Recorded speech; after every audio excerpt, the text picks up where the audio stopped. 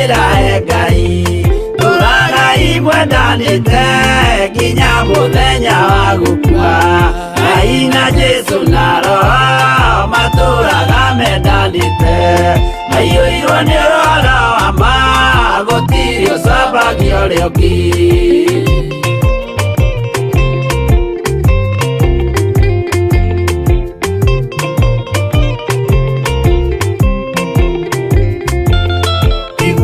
Nake na iretu ona tũkenge mwarĩkia, tũciarwo nĩ kĩgongona tũragai mwendanĩte.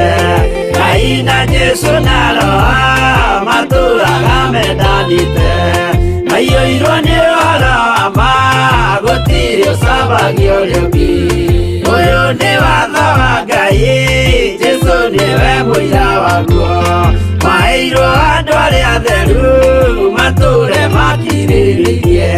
Ngai na Jesũ na Roho matũraga mendanĩte, maiyũirwo nĩ ũhoro wa ma, gũtirĩ ũcambagia ũrĩa ũngĩ.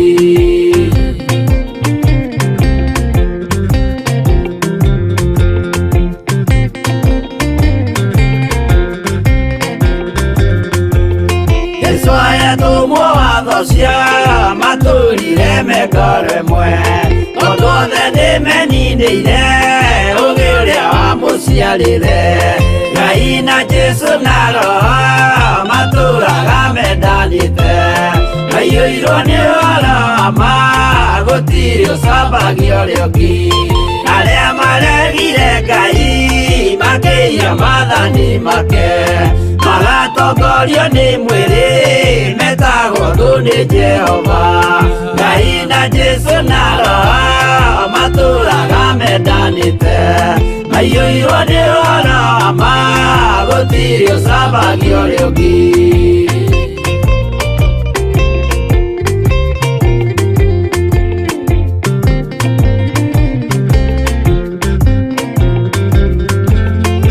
Mũthaithĩra andũ acio mũtikamathikĩrĩrie, tondũ mekũmwĩra mwĩhie maathani mũikare tao. Ngai na Jesũ na Roho matũraga mendanĩte, maiyũirwo nĩ ũhoro wa ma, gũtirĩ ũcambagia ũrĩa ũngĩ.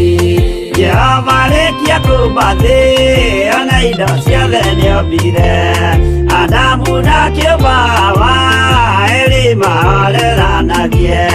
Ngai na Jesũ na Roho matũraga mendanĩte, maiyũirwo nĩ ũhoro wa ma, gũtirĩ ũcambagia ũrĩa ũngĩ.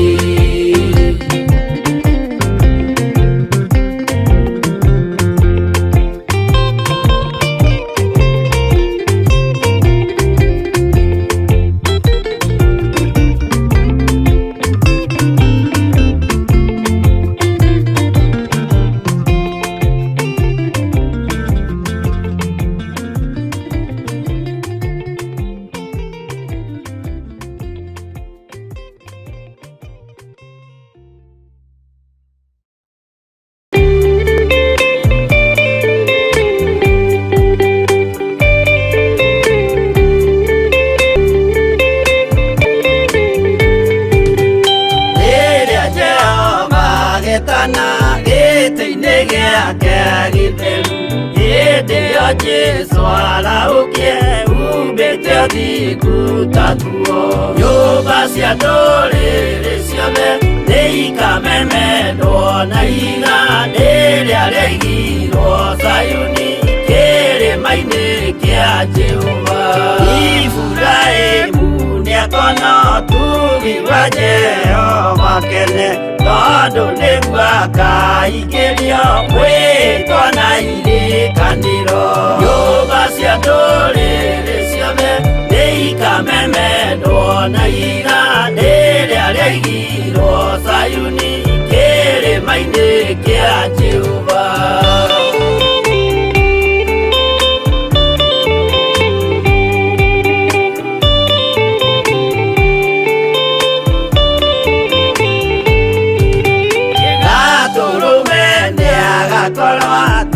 Thiũrũrũkĩirio nĩ ũhoti na rũhiũ rumĩte kanua rwakanageta kĩmbũri.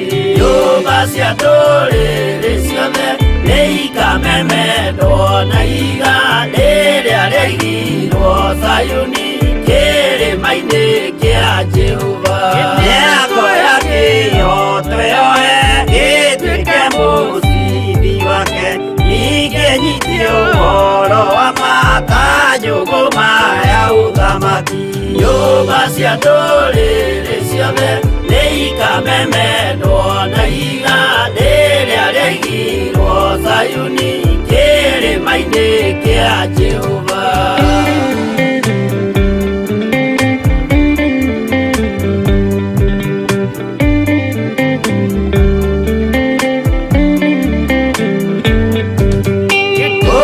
Ciana cia ũthamaki gathinĩkanio kwa ngoma, kĩeana kĩnyarirĩka kũu nĩkuo igacemania. Nyũmba cia ndũrĩrĩ ciothe nĩ ikamemendwo na iga rĩrĩa rĩaigirwo Zayuni kĩrĩma-inĩ kĩa Jehova. Kĩrĩa mũndũ aigĩte ngoro nakĩo gĩkamũtongoria, gĩtĩkĩrwaga muoyo nake aregwo athiĩ kwa ngoma.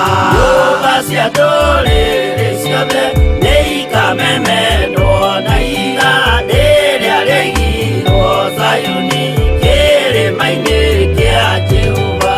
Nyũmba cia ndũrĩrĩ ciothe nĩ ikamemendwo na iga rĩrĩa rĩaigirwo Zayuni kĩrĩma-inĩ kĩa Jehova.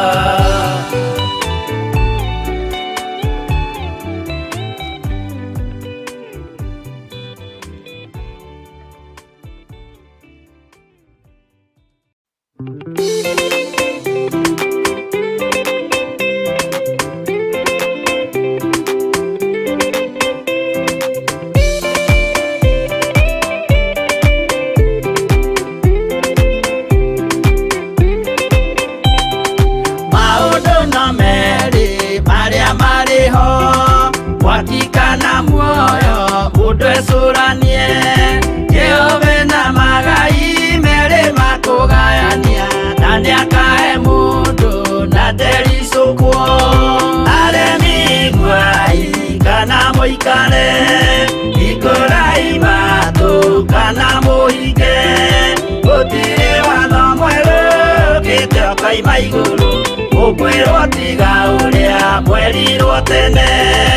Adamu athaithirwo nĩ Ngai akĩrwo ndakarĩe mũtĩ ũrĩa marĩkanĩire, arĩa Ngai akĩmenya akĩigua ũru agĩũkĩra, Ngai akĩmũingata na ndericũkwo.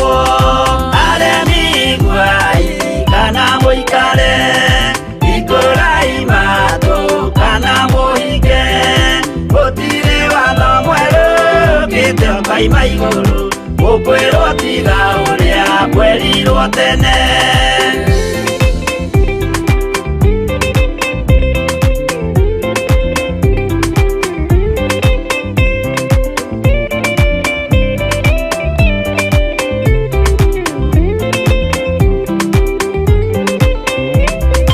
Ndũnĩrire andũ a tene merire, akĩmathaithaga na matiĩtĩkie, maĩ maiyũrire thĩ andũ othe makĩũragwo, Ngai akĩmanina na ndericũkwo.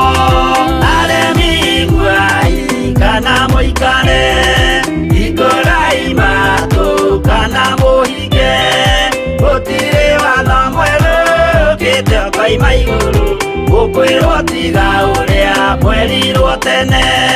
Sodomu na Loti wahonokire tondũ wa ũremi ũrĩa waiyũrĩte kuo, mwaki ũkiura ta mbura andũ othe makĩũragwo, Ngai akĩmanina na ndericũkwo. Aremi nguai kana mũikare, ikũrai matũ kana mũhinge, gũtirĩ watho mwerũ ũkĩte ũkoima igũrũ, ũkwĩrwo tiga ũrĩa twerirwo tene.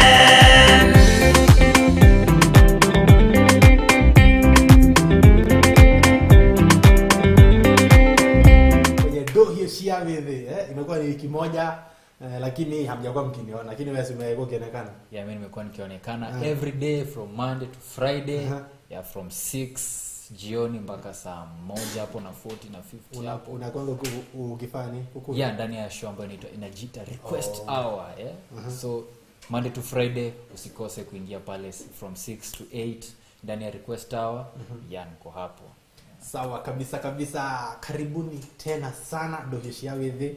Leo ni Saturday, leo ni 11th of June. This is the second Saturday yenye tunafanya hii show, sio? Tangu ya kwanza tulianza last Saturday, and welcome back. Kama kaida tuliwaambia tukiwa hapa hivi tumekuja kujientertain, tumekuja pia kujifunza mambo mawili matatu. Si ati tunajua sana, hapana. Si ati sisi ndio wenye ati maybe ati tumeokoka sana ama tunajua mengi sana, ama ati sisi ndio wale vijana wenye maybe tuko sawa sana, hapana. But kenye tuko hapa hivi kufanya ni kuwafunza, ni kuelimisha na tuelimishane sisi wote.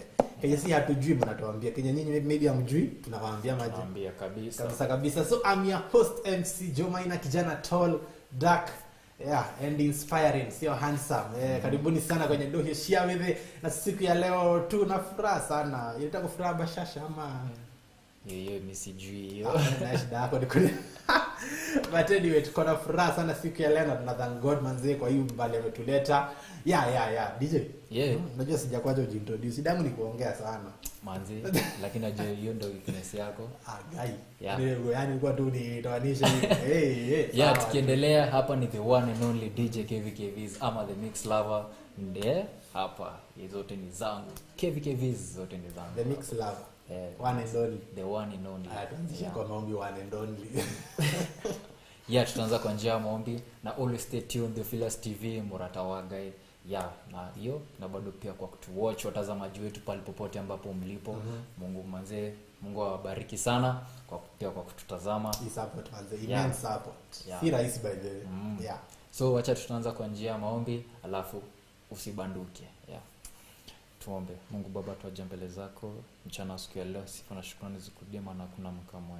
Umetuwezesha kufika mahali hapa ambapo tumeanza show. Mungu Baba, uweze kuwa nasi na uweze kutulinda, mfalme wa mbinguni. Hizi mashine ambazo tunatumia hapa ndani ya studio, Mungu Baba, tukabidhi mkono mwako, uweze kutakasa damu ya Yesu Kristo. Pia na viewers mahali popote ambapo walipo, Mungu Baba, uweze kuonekania na uweze kuwalinda. Chochote ambacho tutakuwa tunaongea hapa, Mungu Baba, iweze kusaidia pia wazazi na pia ya kutusaidia sisi wenyewe na bado vijana ambao wako huko nje wanatutazama, mfalme wa mbinguni. Even our directors, Mungu Baba, tukabidhi mkono mwako, Bishop John.Yet na Reverend Rachel Akuria, Mungu Baba, mahali popote ambapo walipo, Mungu Baba, uweze kuwalinda na uweze kubariki katika Yesu Kristo. Even the Theophilus TV, Mungu Baba, tukabidhi mkono wako. Even my colleagues mahali popote ambapo walipo, Mungu uweze kuonekania. Pia na ambao tuko hapo ndani ya ofisi ya mfalme wa mbinguni. Katika Yesu Kristo naomba na kuamini. Amen. So kumbuka tuko live pande ya Facebook, tuko pia live pande ya YouTube. YouTube ni Theophilus TV, Facebook ni Theophilus TV /church. Na mkiwa pande hiyo najua mnashangaa ni nini nyimbo. Okay, huko hatuwezi weka hizi nyimbo zenye tunacheza kwa TV. Huko ni reda mwago mode dango mwago mode dango ni. Kama unataka enjoy wimbo fiti, pande ya TV tunacheza all types of songs, but tukiwa huko pande ya Facebook na YouTube tunawekea nyimbo za Bishop and our Rev because of copyright issues. So bear with us for now, lakini msijali, mambo itaenda kikua walala ama DJ. So siku ya leo tumewapangia topic moja moto, tutarudi tukiwaambia, na pia bado mkumbuke tuko na segment mbili. Tuko na segment ya kuongea ama segment ya talk show penye tunapata kuongea na nyinyi, la pia tunaingia bado tukirukisha awaye nyingine, naingia kwa what's trending. Tunawaambia ni vitu gani huko nje zinasumbua watu. Wajakoya the fifth, vitu kama hizo. But anyway, tunafurahia sana. Karibuni nyote, asanteni sana. I hope tutakuwa na nyinyi from the start of the show baje tumeanza mpaka tamati. Let's take a short break. Tukirudilia tutakuja tukiwaambia topic ya siku ya leo. To the DJ.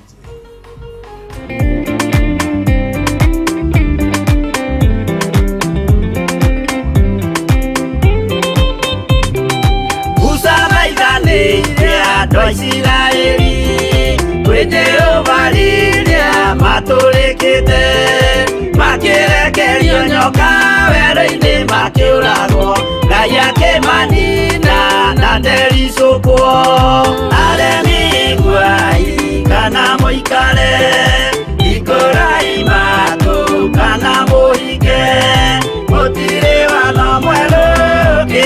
koima iguru gukwirwo tiga uria mwerirwo tene naguo thiku riria waikurukire Iburaimu oiga niawamukira magendo na Ngai gacokire kwarana Ngai akimurathima na ndericukwo aremi gwai kana muikare ikorai matu kana muhinge gutire watho mweru gite koima iguru gukwirwo tiga uria mwerirwo tene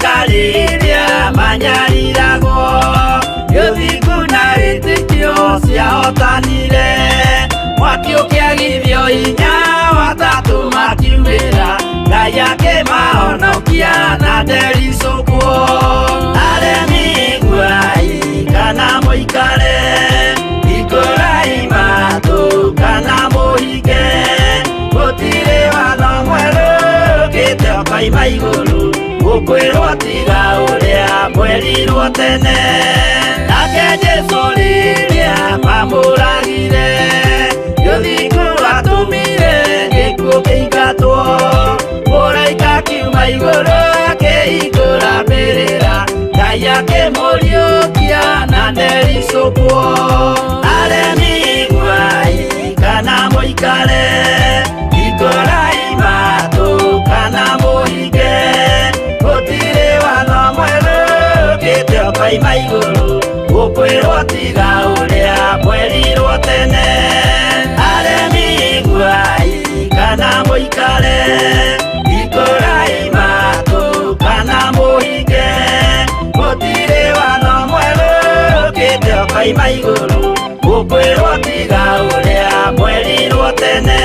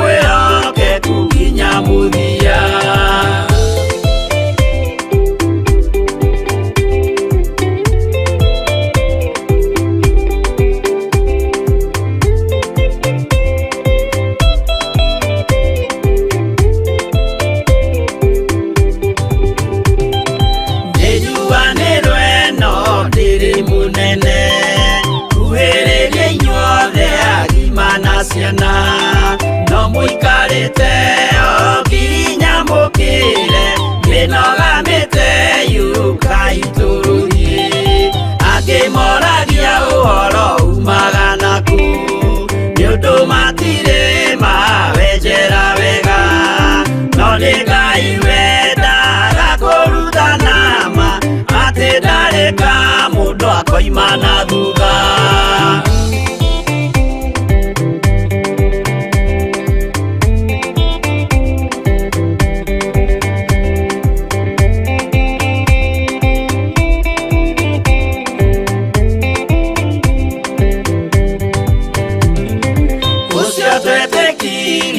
thini wa mundu nakamenyeka ni kuga na gwika witikio tari meko cio ni muthaku no nginya wambe wikio cokio rutane kwairwo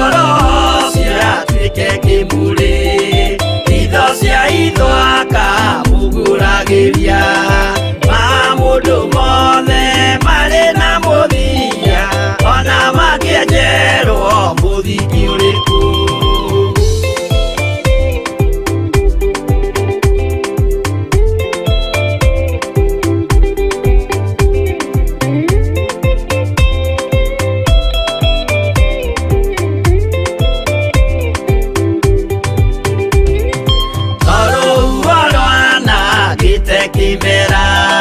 no hari matuiro maria matuitwo cirote manitio jae no mumiui no Ngai akwo we ndakikaga twigũithie imbere ya Ngai witũ twĩhurĩirie imuhu mwĩtĩo wage tũmũthaithe tũgĩitaga maithori twĩhumbĩire ngũnio nginya ikumĩre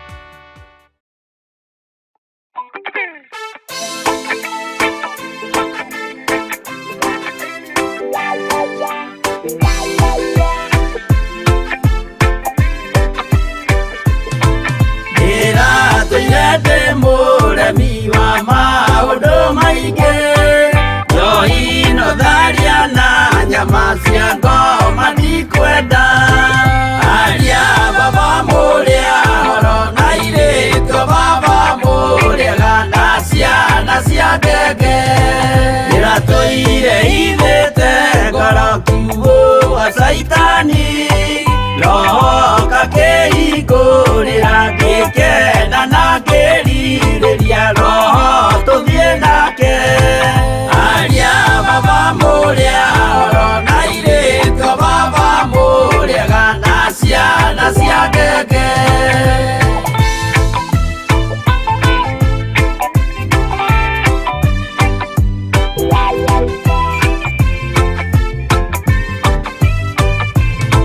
aria mena nguo njerũ othe marĩ nako na Jesũ nĩaramacaria akĩenda kũmatwara kũrĩa igũrũ makahurũke na Mwathani wao aria baba mũrĩa horo na irĩtwo baba mũrĩaga na ciana cia ngenge ndĩrendire kũhĩtithio nĩ mũrata wakwa kĩona wega tũtigane o mũndũ njĩra yake aria baba mũrĩa horo na irĩtwo baba mũrĩaga na ciana ciake anza nayo anaenda nayo mpaka mwisho namalizia na unacheki already ni sasa kusema ni mama mzee but unacheki already ako in the mid sema ni 30s hapo amekula tu miaka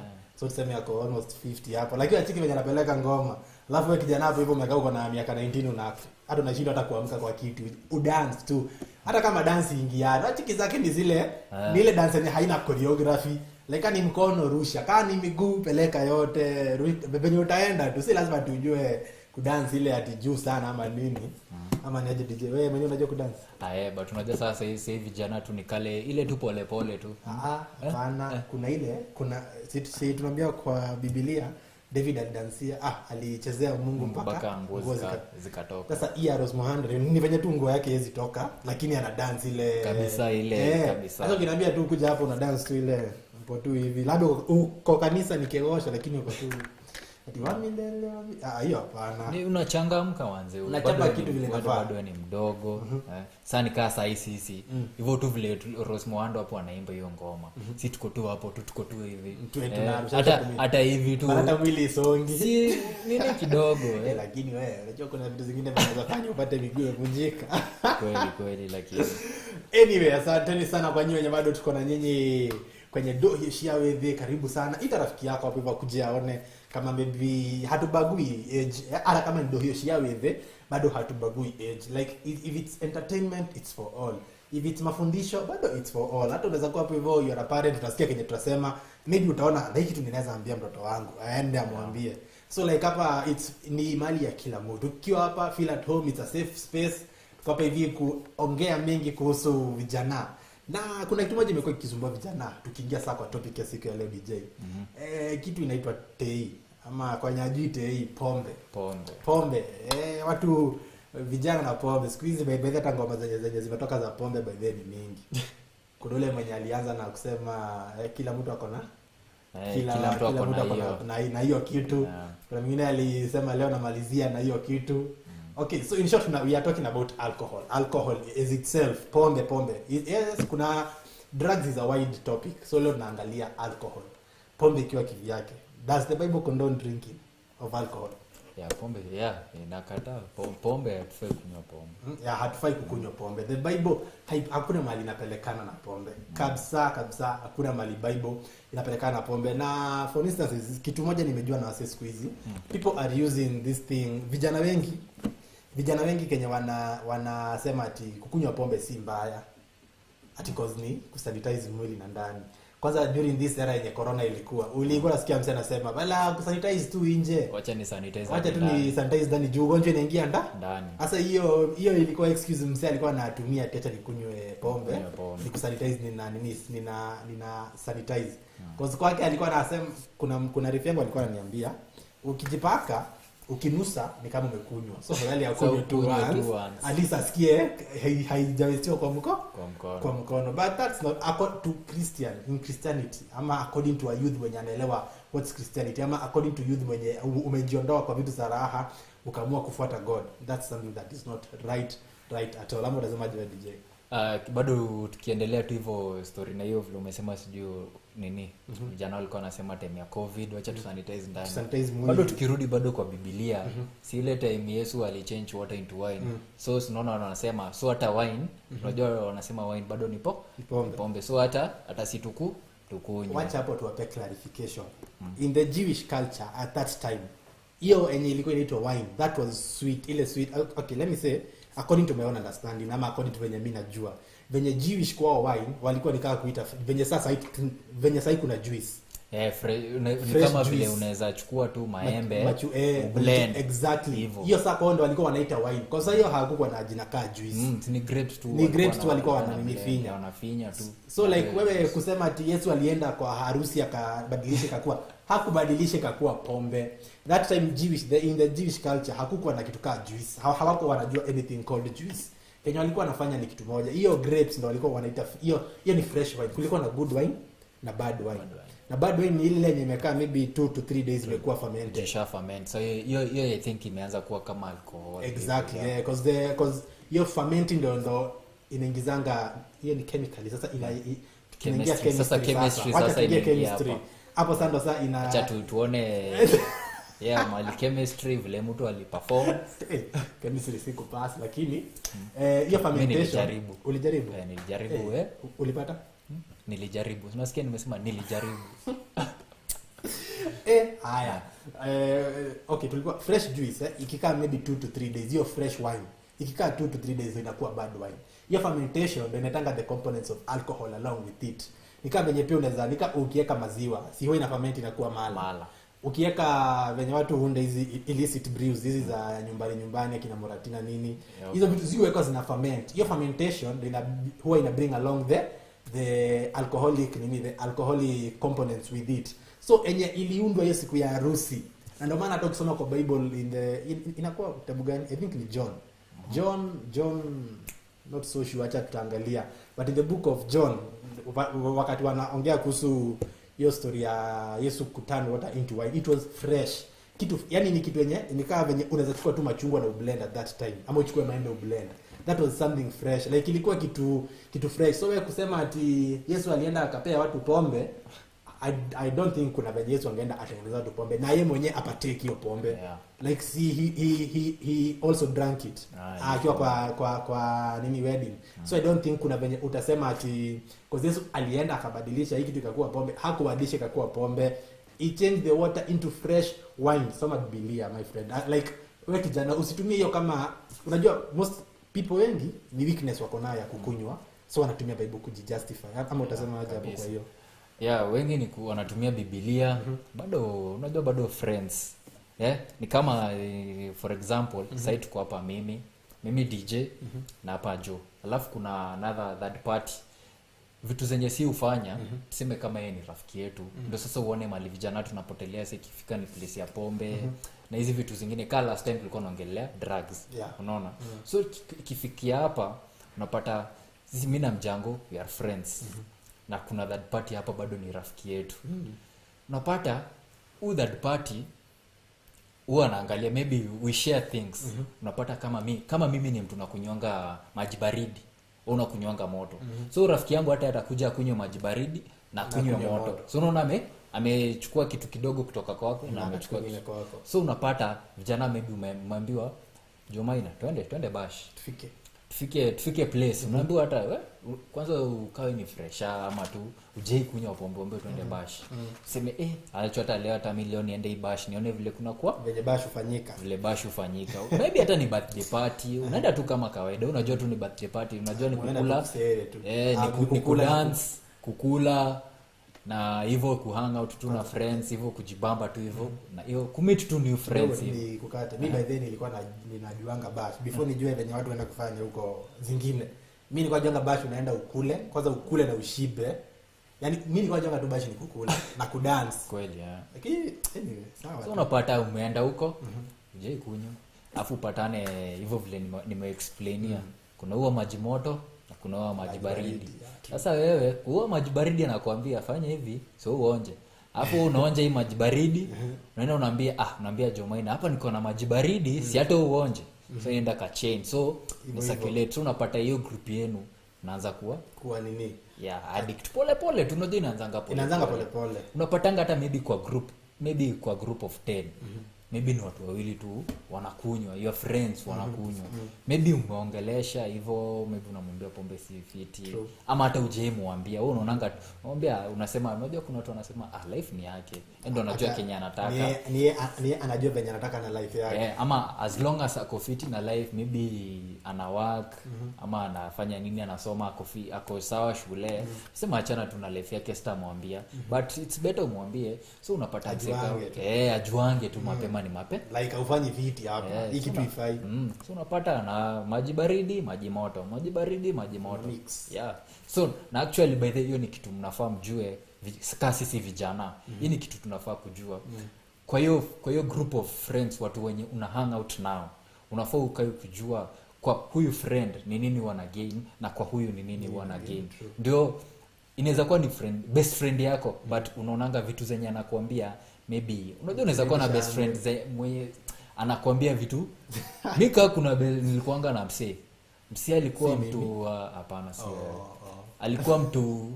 alikuwa the other world alikuwa mtu wa dunia nyingine na anatumia hizo vitu vibaya sana but ikifika ni nini kama ni maybe umepatikana na kashida ka advice mtu anakusaidia anakupea advice anakupea watu ngamuuliza wewe mbona usikizangi advice zangu na mimi nikikwambia ama inakuwa the other way round unaweza pata kuna the other way round kuna mwenye but unapenda mtu vile tu anakuanga maybe mkikuwa pamoja anakusaidia mnasaidiana like unapenda tu kumsaidia unajua unaweza patana na msee unasema uni best yangu sana uni rafiki yangu sana uni ndugu yangu ni dada yangu siwezi muachilia like hata kama anafanya hizi vitu mbaya nita make sure one day atawacha but unapata tu ako tu hapo tu anazungukia tu hapo but usikate tamaa na ndio watu wa sio nikaa tunaongea propaganda ndio mjue the Bible kabisa does not condone story na nini tuangalie Proverbs chapter 34 Proverbs chapter 31 Proverbs chapter 31 verse 4 to 5 inasema acha DJ atusomee ndasoma kwa kizungu Proverbs chapter 31 verse 4 inasema it's not for kings or Lemuel. It's not for kings to drink wine nor the prince strong drink. Verse 5 lest their drink hapo nikaa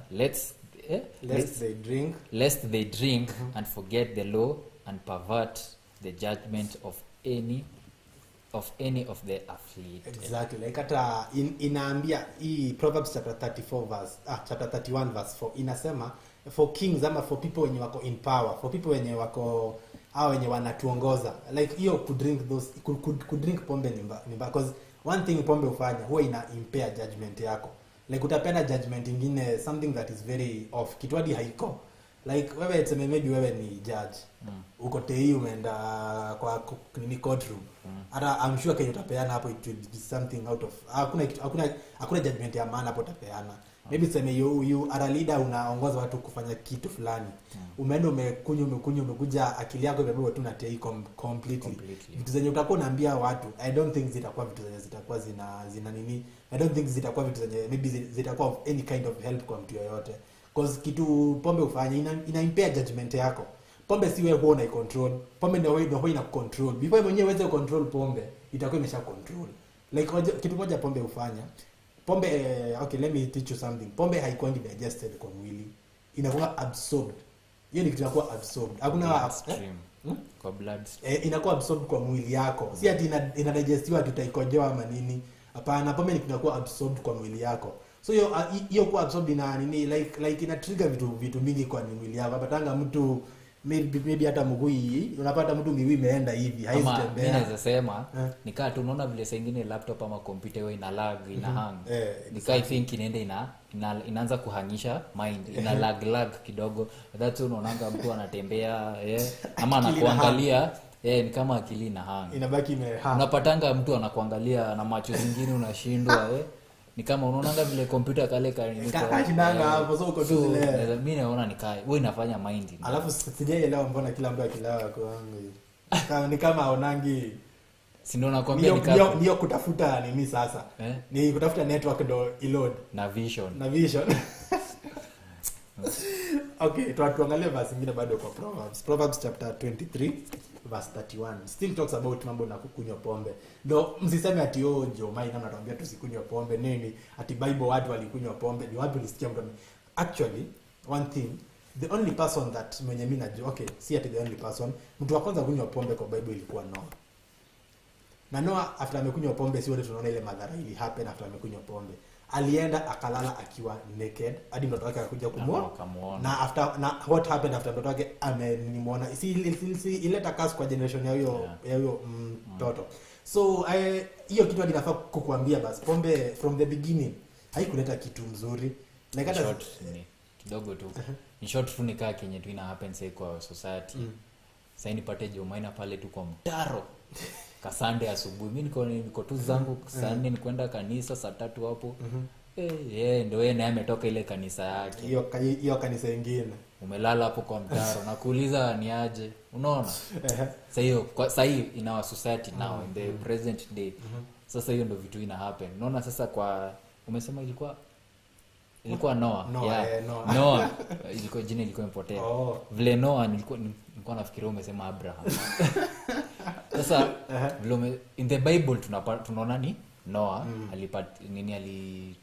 partake alcohol kwanza. Alafu kenye ili happen kasi ilikuja upon the generation ya huyo mtoto mwenye alimuona. Ndio alimuona akiwa naked. Sasa jua tu ya pombe. Sasa kwa present nini? Sasa kwa hii society yetu unapata either mtu amecause kitu, amemess pahali, amelala kwa mtaro, unaona? Ama ameenda kagonga familia. Vitu kaa hizo sasa. Violence imekuwa too much ya hiyo day bado. Actually bado hiyo ndio ina come in vitu kaa hizo. Tutaendelea tu bado tukijifunza hizo vitu. So tuangalie the nini. Proverbs 23 verse 31 to 32. Unasemaje? Proverbs chapter 23 verse 31 to 32. Nasema look not thou upon the wine when it's red, when it's given its color in the cup, when it's moved it's all right. At the last it bite like a serpent and sting like a adder. Yani unaambiwa pombe ina unacheki scorpion wenye wewe inadunga msee, hivyo ndio pombe ufanye. Inakuwa changa ukiwa una feel yenyewe kuna impact hiyo pombe ilikuwa nayo. Like nisema usiangalie uone ati inakaa poa. Kwa sababu by the ukiangalia watu I think zinakuwa colorful by the ukiangalia kwa unaona ziko na different colors, different flavors, kuna za red, unaona kuna nyingine inakaa purple, kuna nyingine inakaa like hiyo isikuvutie. Hiyo yenye inakaa tu unacheki inakaa rangi fit isikuvutie. Hata by the kitu moja na watu there's something that we need to hata kujiuliza. Mwenye anatengeneza hii pombe amekuandikia aje? Usitumie kitu ni poisonous. This thing is poisonous to your health. Sina kwanga imeandikwa excessive consumption of alcohol is harmful to your health. Lakini mtu unapata na twanga karibu crate mzima. Sasa wacha hata sawa wakutwanga crate mzima. Tuko kwa mwenye ameandikiwa this beverage ama this whatever is harmful to your health, it's poisonous to your body. Lakini wewe bado uko hii kitu ndo mnasema ni kama sigara yenye yako imeandikwa onyo, uvutaji wa sigara bla bla. Alafu hapo kuna kapicha, kuna konga na kapicha kama venye lungs zimeharibika na bado sijui inakonga sijui mdomo venye nakaa mbaya, meno imetoka. Bado utapata tu mtu kwanza akona hii na hiyo karatasi imechorwa na bado ndo anavu like okay, kwani hatujifunzi kulingana zenye tunaona ama unangoja mtu achorwe ama unangoja picha yako iwekwe hapo ukiwa umekufa ndo uamini yenyewe pombe itakuharibia maisha, ama unangoja nini iwekwe Like unangoja huyo manufacturer akuandikie nini? Utakunywa aje kitu yenye imeandikwa kabisa ni harmful to your health? Like how utaanza aje? Hiyo kitu like okay, mimi kwangu bedhe hai make sense. Siwezi kunywa kitu naona imeandikwa ni mbaya. Yeah. Siwezi kunywa kitu imeandikwa ni mbaya. Hata ni kweli nimefanya nini, siwezi kunywa kitu imeandikwa ni mbaya. Cause unaambiwa hii ni kitu yenye inakuharibu totally. Ama my DJ ukienda mahali uone chakula kimeandikwa not fit for consumption, utakula? Unaachana nayo vibaya sana. Kabisa hiyo kwanza hapo ndio unaacha kunini. Unaachana nayo kabisa. Naona producer anatuambia twende ka break kidogo. Hapana, nisema tuache kupigia. Lazima tupige watu msomo. Kazi ni kitu yenye iko. By the way, unajua hii ni kitu yenye. Ni kitu yenye iko. Alafu sana ni generation yetu like hii age yetu ndio wenye tuko hapo.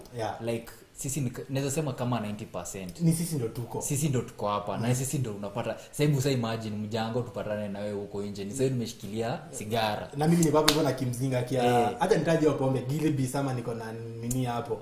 Like niaje utendo wewe kijana mzuri ulizaliwa na mamako fiti, umefunzwa fiti, umelelewa fiti, lakini at the end of the day unaenda kujiwest uko na vitu za pombe ama vitu zingine zenye hazikuletei. Like why? Mbona? Ni nini? Ni raha gani unaona kwa pombe yenye haiko huku kwingine? Mimi nikipatana nayo mimi namuaga. Like huwezi ni bedhe nitagongesha hiyo chupa chini. Kama hiyo sigara natupa. If I know you kwanza naiweka chini na naikanyagilia ukiona. Like hata kama ni kelele utapiga ama kama ni nduru utapiga, wewe piga nduru. Like sidhani nafaa kuona waste life yako kwa vitu kama hizo. Ni nini umekuja kwa Mungu ukakosa? Kwani utapata vipi kutumia pombe? Ama utapata ni raha gani iko kwa pombe yenye kwa Mungu huwezi pata? Ama ni raha gani yenye iko huko hivyo kwa vitu zenye unafanya? Like pombe unajua inaweza kufanya maybe umeenda mahali hauko na intention mbaya, but the moment umekunywa utafanya vitu hadi wewe utakumbuka. Ndio maana unasikia mtu anasema ati wacha tuseme ni pombe ilifanya nikafanya hivyo. Ati hiyo mtu ni pombe ilimfanya akafanya no. Like hakuna venyewe kinafaa kwa hapana. That's something that hata the Bible yenyewe inakata strongly. Inakataa. Na ndio msiseme ati MC Jomaina na DJ wanawapeleka mbio kwanza. Acha tuwape time absorb kenye tumewaambia, venye pombe ina absorb yango kwa mwili. Acha tuwape time kwanza absorb kenye tumewaambia. Bado hatujamaliza na facts za kuonesha kwamba tea is not something good. Vijana ama hata mtu mzee tu ukiwa hapo, tea is not something good for your body. Totally. Like from the beginning it brought a curse to the family. Sana wanao alikuwa nani? Acha nitaconfirm tu ukiwaambia. It brought a curse to the generation ya mtoto mwenye aliona Noah akiwa naked, na alikuwa naked juu alikuwa amekunywa. So like from the beginning pombe ileta madhara. Hakuna siku kutakuwa na uzuri wote kwa pombe. So let's take a short break, turukishe hour pia, acha tusikize ngoma 2-3, turukishe hour. Tukirudi we are coming back with more facts and more things kuonesha kwamba this thing no. Sichoke ni tamboni.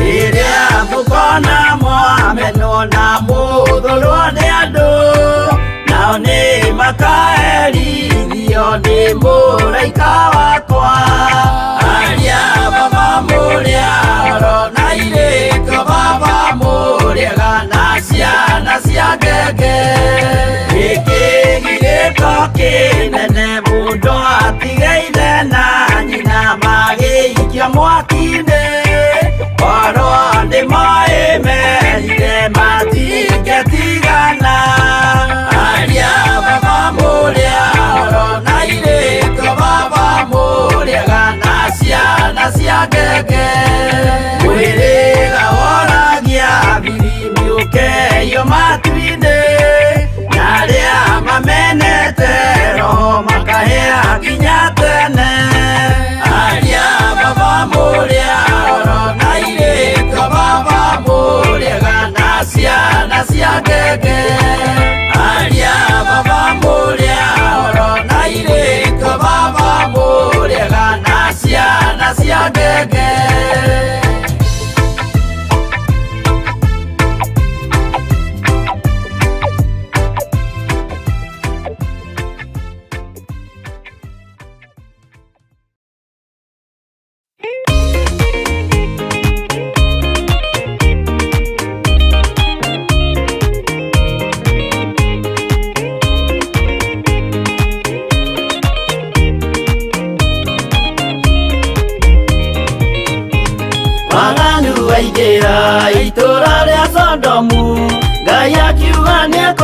wa itũra rĩa Sodomu, waganu waingĩha itũra rĩa Sodomu, Ngai akiuga nĩekũnũa itũra rĩa Sodomu.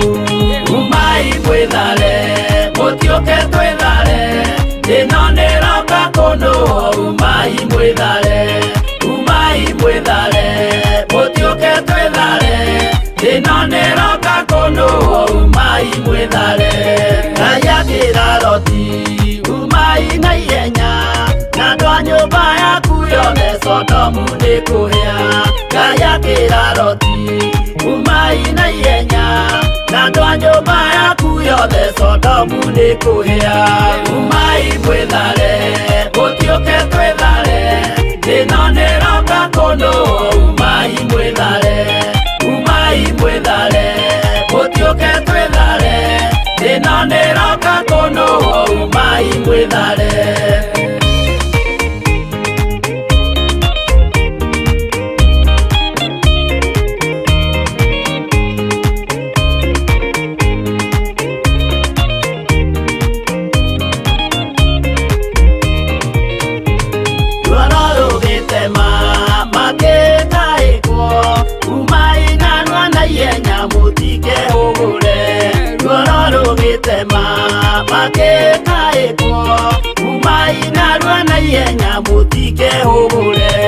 Umai mwĩthare, mũtiũke twĩthare, ĩno nĩroka kũnũa. Umai mwĩthare, umai mwĩthare, mũtiũke twĩthare, ĩno nĩroka kũnũa. Umai mwĩthare. Ngai akĩra Loti, wĩna andũ angĩ gũkũ, Gathoni aku na arata aku ũmere methare. Ngai akĩra Loti, wĩna andũ angĩ gũkũ, Gathoni aku na arata aku ũmere methare.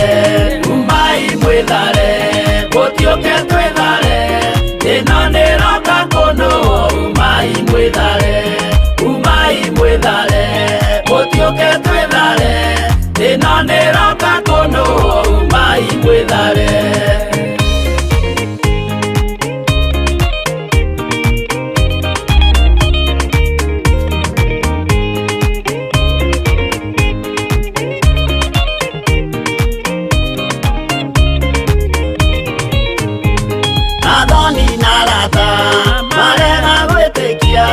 Makĩninanĩrio na Sodomu na Gomora. Athoni na arata marega gwĩtĩkia, makĩninanĩrio na Sodomu na Gomora. Umai mwĩthare, mũtiũke twĩthare, ĩno nĩroka kũnũa. Umai mwĩthare, umai mwĩthare, mũtiũke twĩthare, ĩno nĩroka kũnũa. Umai mwĩthare. Loti nĩetharire, erekeire Zoari, gatũra karĩ kanini na gationũhirwo. Loti nĩetharire, erekeire Zoari, gatũra karĩ kanini na gationũhirwo. Umai mwĩthare, mũtiũke twĩthare, ĩno nĩroka kũnũa. Umai mwĩthare, umai mwĩthare, mũtiũke twĩthare, ĩno nĩroka kũnũa. Umai mwĩthare.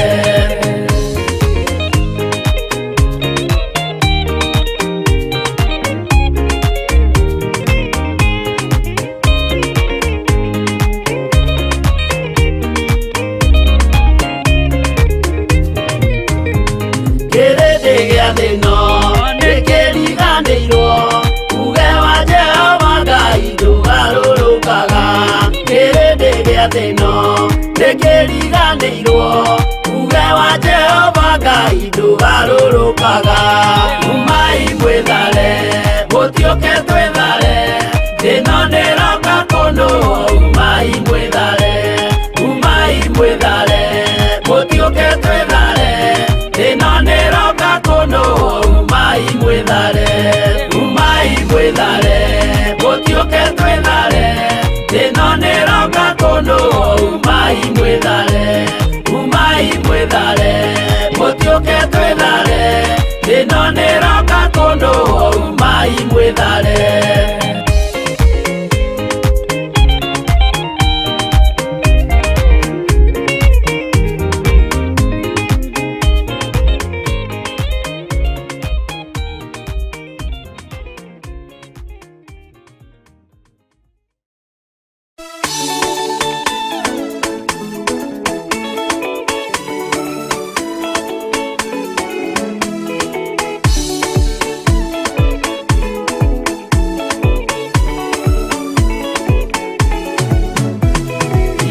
nĩngwĩyũria ndĩ gũkũ thĩ ĩno, Jesũ angĩũka nĩngakorwo wega wa Mwathani ũnyingĩrĩire, hinya na ũcamba na ũmĩrĩru, nao matiendaga Jesũ mekĩrĩire nda ciao tarĩ Ngai.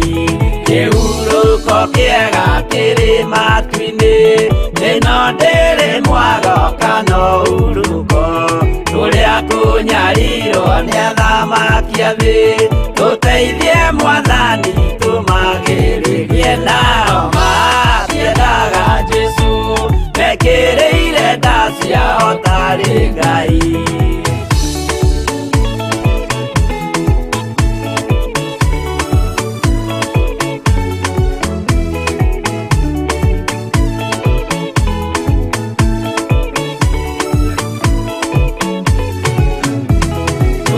Kunyarirwo gũkũ thĩ guothe, o nginya cikaro citwĩnyarirwo, nayo mĩĩrĩ itwĩnyarirwo mũno, mũtigetigĩre oragia mĩĩrĩ, nao matiendaga Jesũ mekĩrĩire nda ciao tarĩ Ngai.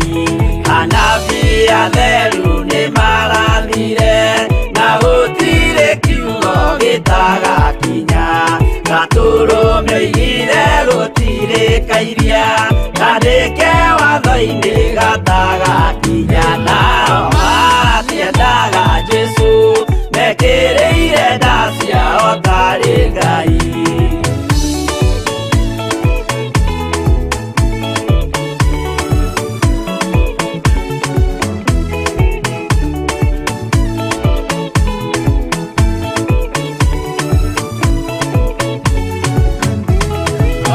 Nĩokire thĩ oimĩte igũrũ, Jesũ amũtũmire athambie ndũrĩrĩ, rĩu atũire gũkũ anyarirĩkaga, nĩakambata igũrũ gĩikaro gĩake, nao matiendaga Jesũ mekĩrĩire nda ciao tarĩ Ngai. Roho atũthĩrĩirio nĩ araika, ona gacũthĩrĩrio nĩ Jehova, Jesũ no kĩrĩrwe gĩthĩnjĩro-inĩ, ũira wakwa tũire ũgwati-inĩ, nao matiendaga Jesũ mekĩrĩire nda ciao tarĩ Ngai.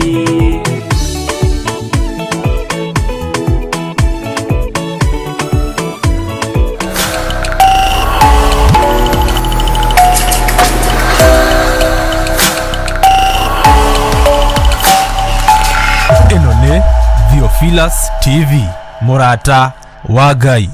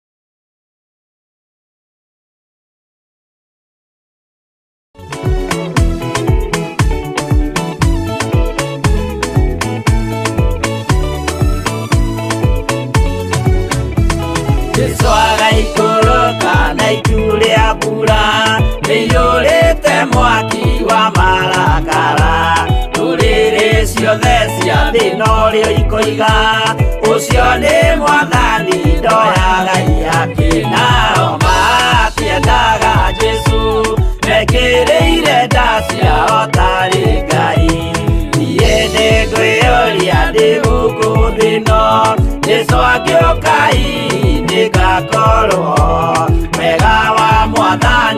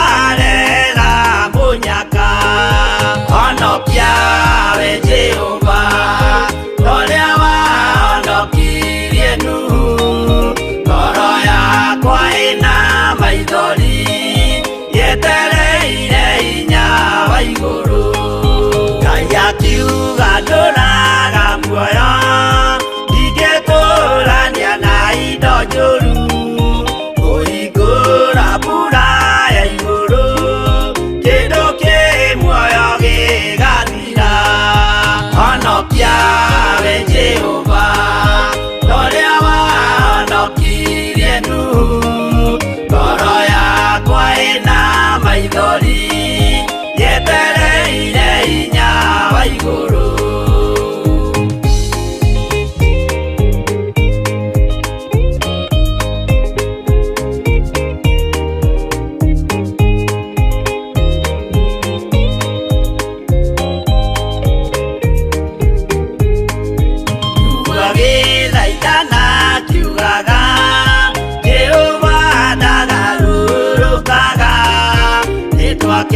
nyũmba twĩhonokie kwĩ marakara ma Jehova honokia we Jehova ũrĩa wahonokirie Nuhu ngoro yakwa ĩna maithori yetereire hinya wa igũrũ akĩgũithia nyũmba ya Nuhu mena hinya wa ngoro ciao makiugaga irĩma nĩ nene nĩmakahaica mehonokie honokia we Jehova ũrĩa wahonokirie Nuhu ngoro yakwa ĩna maithori yetereire hinya wa igũrũ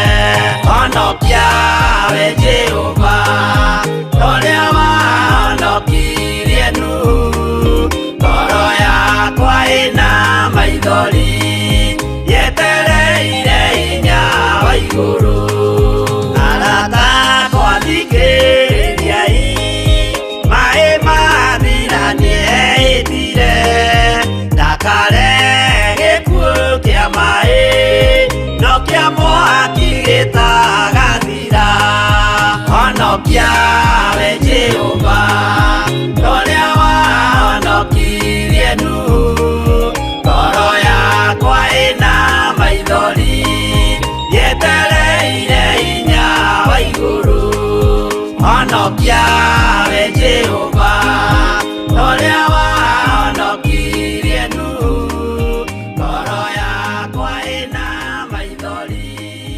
yetereire hinya wa igũrũ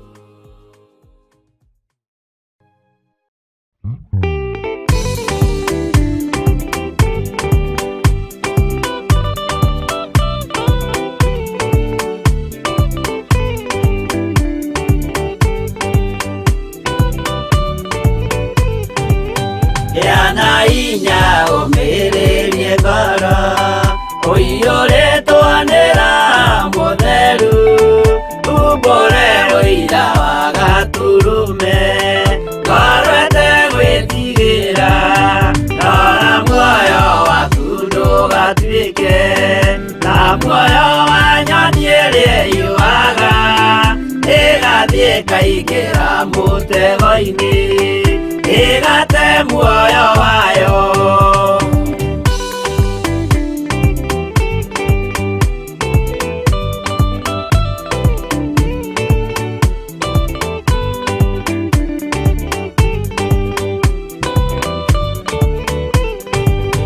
gera njĩra ndũkae gũtwarwo ta mũtumumu ũtarĩ na maitho kana tarĩ gũtahwo tahĩtwo nĩatũmwo amaeni ndũkanarũmĩrĩre ta ndegwa irĩrũmagĩrĩra mũthĩnji na ndĩũĩ nĩyo yathiĩ gũthĩnjwo na rũhiũ yume muoyo.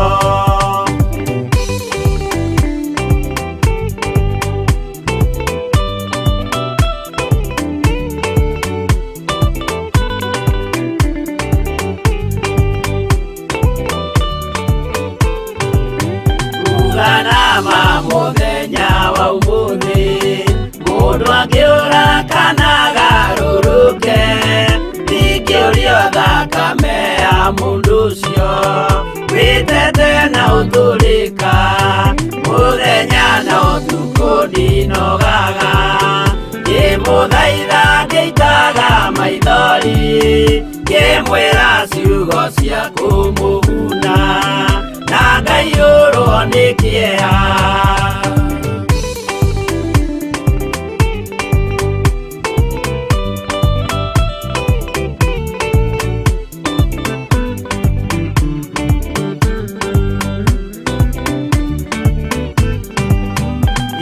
Ndatiria ta ndĩna guoya, ngĩmũthaitha ngĩitaga maithori, ngĩmwĩra mwĩmenyagĩrĩre andũ matikana mũhenie, gĩana hinya ũmĩrĩrie ngoro, ũiyũrĩtwo nĩ Roho Mũtheru, umbũre ũira wa Gatũrũme, ngoro ĩtegwĩtigĩra.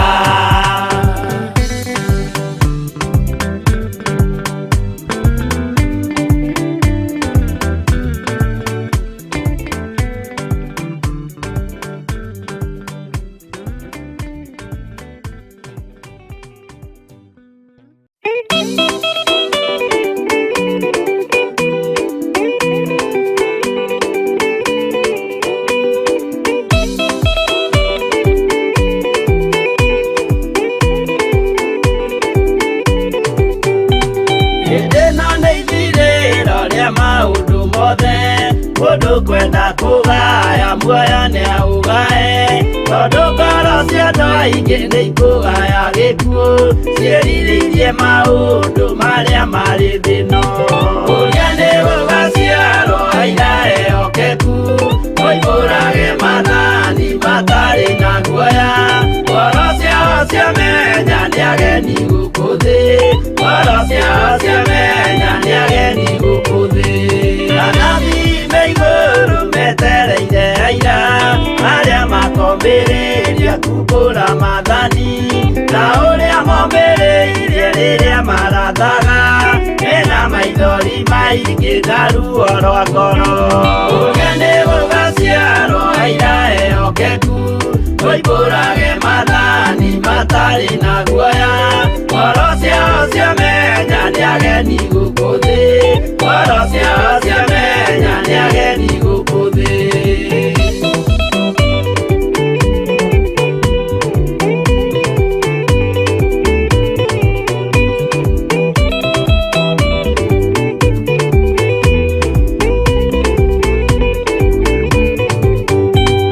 Ithuothe twetereirwo gĩtĩ-inĩ gĩa cira, kĩrĩa kĩrigicĩirio nĩ itĩ cia athuri arĩa mĩrongo ĩrĩ na mehumbĩte ũthingu, na magekĩra thũmbĩ cia thahabu mĩtwe. Ũrĩa nĩ gũgaciarwo aira ehokeku, oimbũrage mathani matarĩ na guoya, ngoro ciao ciamenya nĩ ageni gũkũ thĩ, ngoro ciao ciamenya nĩ ageni gũkũ thĩ. Acio nĩo matuirwo kĩama kĩa Jehova, nĩ tombo cia igongona rĩa Roho Mũtheru, mahoi mabatĩte makoro-irie thingu, magocaga ithe witũ makoiga ameni. Ũrĩa nĩ gũgaciarwo aira ehokeku, oimbũrage mathani matarĩ na guoya, ngoro ciao ciamenya nĩ ageni gũkũ thĩ, ngoro ciao ciamenya nĩ ageni gũkũ thĩ.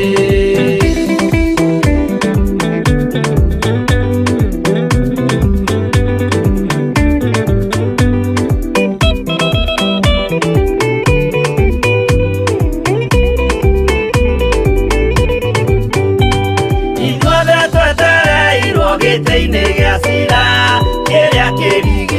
irio nĩ itĩ cia thunyerea mĩrongo ĩrĩ na mehumbĩte ũthingu na magekĩra thũmbĩ cia thahabu mĩtwe ũrĩa nĩ gũgaciarwo aira ehokeku koimbũrage mathani matarĩ na guoya ngoro ciao ciamenya nĩ ageni gũkũ thĩ ngoro ciao ciamenya nĩ ageni gũkũ thĩ acio nĩo matuirwo kĩama kĩa Jehova nĩ kamboci igongona rĩa Roho Mũtheru mahoi mabatĩte makoreirie thingu magocaga ithe witũ makoiga ameni ũrĩa nĩ gũgaciarwo aira ehokeku koimbũrage mathani matarĩ na guoya ngoro ciao ciamenya nĩ ageni gũkũ thĩ ngoro ciao ciamenya nĩ ageni gũkũ thĩ ũrĩa nĩ gũgaciarwo aira ehokeku koimbũrage mathani matarĩ na guoya ngoro ciao ciamenya nĩ ageni gũkũ thĩ ngoro ciao ciamenya nĩ ageni gũkũ thĩ.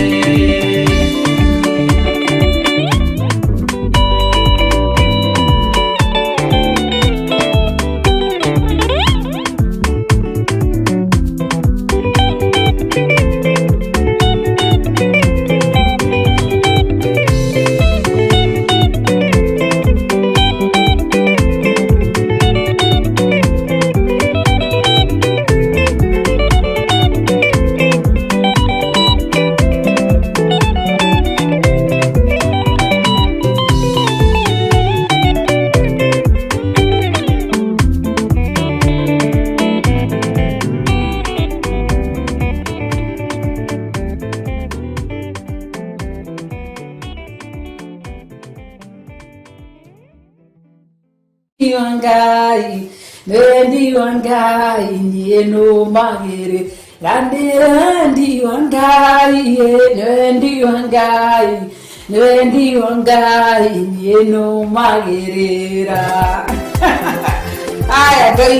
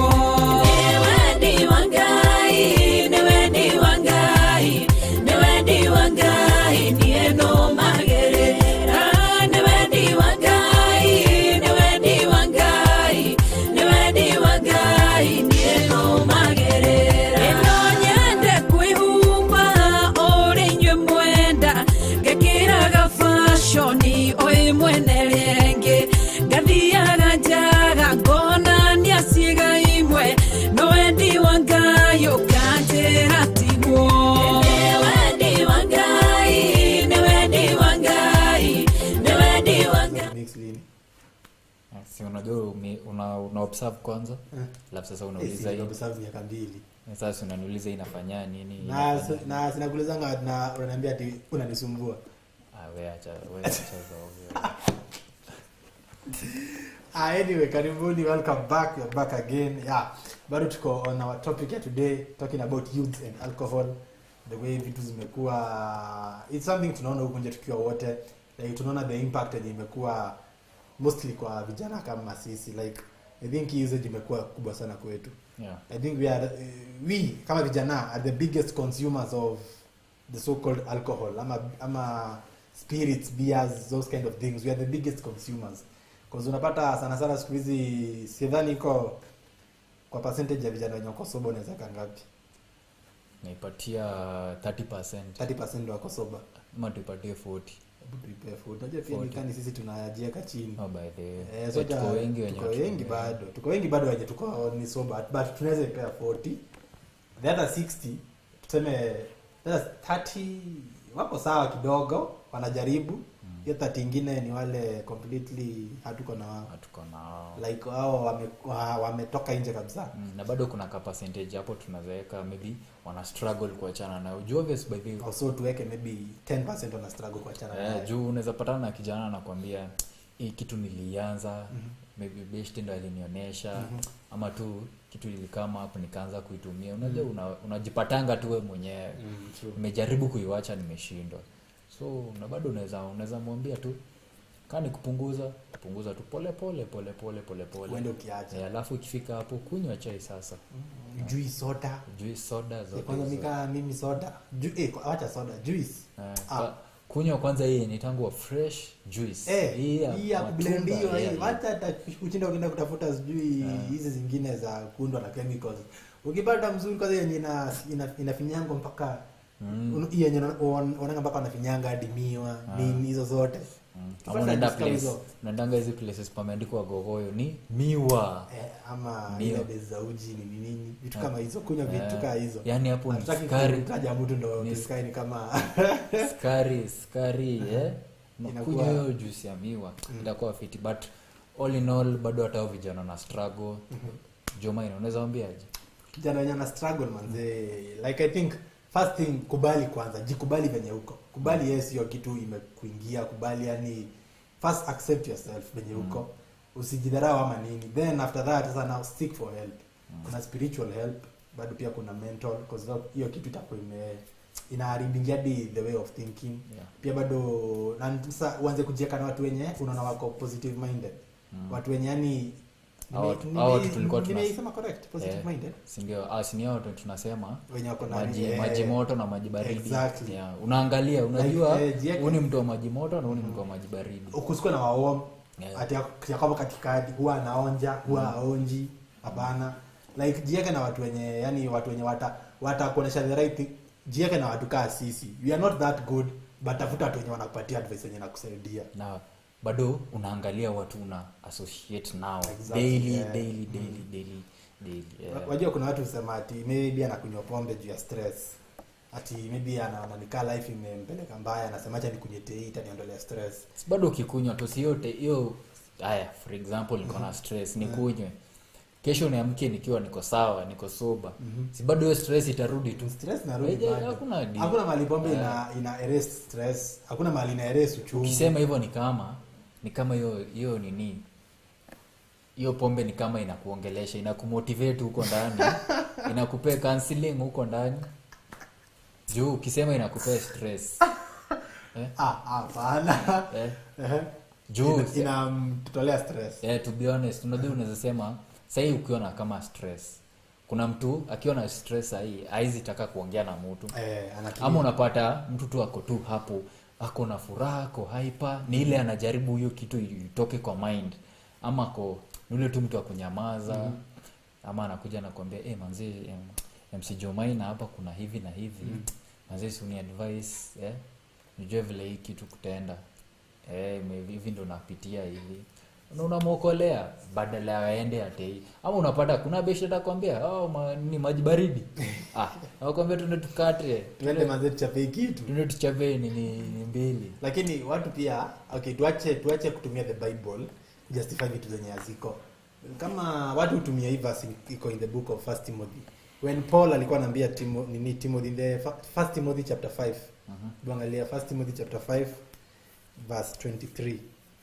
1 Timothy chapter 5 verse 23. 1 Timothy chapter 5 chapter 5 verse 23. verse 23. Wakati Paul alikuwa anaambia Timothy aje, drink no longer water but use a little wine for thy stomach's sake, of often infirmities. Yeah. Anamwambianga drink a little wine for the sake of your stomach. Hajamwambia akunywe pombe. Kumbuka venye tulisema mwanzo that the Jewish at that time, they didn't have a name for juice, ama they didn't have a name for soft drinks. Yeah, walikuwa wanaita tu yote wine. It was wine. Then difference was good wine and bad wine. Na good wine hiyo fresh, yenye sasa unaambiwa drink it for the sake of your body.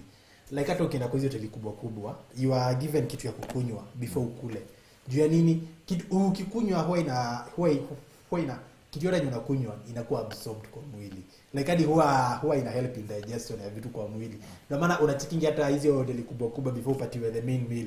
Unachapango, unachiki kuna watu chapwa kwa wine, kuna watu chapwa kwa beer, kuna watu chapwa soft drinks hivyo. Like inakuwa ya kunilia kwa absorb. But Paul alikuwa anambia Timothy, drink a little something for the sake of your stomach. Si ati uende ukunywe pombe ndo ukule nyama, ama ukule nyama ndo ukunywe pombe. Hapana, like hiyo ni kai ile yenye sasa mimi naweza kuja nikwambie DJ leo tupitie mahali tukunywe kajua maka ama tukunywe kauji mahali. Same thing, alikuwa anambia drink a little something for the sake of your stomach. The Jewish wako ajina nyingine ya kusema juice. Hakuambiwa tukunywa pombe juu uko na stress. Ati ukisikia stress imekuweza, ukiona bibi anakusumbua ama ukiona mama yako na baba yako anakuletea kisirani, wewe kunywa pombe itakusaidia. No. Hiyo that's not an option kabisa. Kitu unafaa kujua ni ati when tuko hapa sasa hivi venye tuko. Wewe ukiwa penye uko, wewe ni kioko, kuna mtu anakuangalia. Si venye sasa hapa hivi tuko bado, we are hoping pia bado kuna watu wanatuangalia kama kielelezo kwao. Yeah. So ukiniambia ati mimi maybe nimetoka hapa nimeenda juu nasema ati si Bible huwa inasema ati drink a little something for the sake of your body, drink a little wine. Wacha niende nichape hata kani bia 2-3. Hiyo hakuna hapa, hakuna Bible, hakuna kitu umefanya hapa. Like actually hata umejiharibia wewe mwenyewe, like umejiharibia totally. There's nothing that you have done there. Ama je DJ? Na hapo ndo unapatanga watu wanasema kwa hii verse nakunywa kidogo ya nini? Ni dawa ya tumbo. Ati ni dawa kwa tumbo. Ni dawa kwa tumbo. Like sijui mbona we are trying to contradict kitu yenye haiko. Like unajua hakuna venye utaniambia Bible ina condemn in the book of Proverbs tumona the Bible strongly condemns the use of alcohol. Like inasema hata ukiwa mtu mbigi usinywe kitu uenda kufanya nini ama nini. Alafu niambia ati in the New Testament ati hii ilikuwa Old Testament walikuwa nakataa. Sio na kwa New Testament tumeambiwa tunaweza onja kidogo juu ya who said that. Yo like mbona unajipoteza ama mbona unataka kutumia Bible kuoneshana ni kama wewe mwenyewe unataka kujustify because unajua obviously you are guilty as charged. Unakunywa pombe uko na hiyo guilt ndani yako. So kenye unatry ni kujustify kutumia Bible. Ati stories za pombe zilikuwa ni New Testament. Huko ndo alikuwa anaambiwa wasikunywe. Ati kwa New Testament tumeambiwa tukunywe kidogo for the sake of hakuna. Like that hapo sasa ndo sasa unapoteanga. Like hiyo totally. I'll tell you for free. Umepotea. Hapo hauko hata kidogo.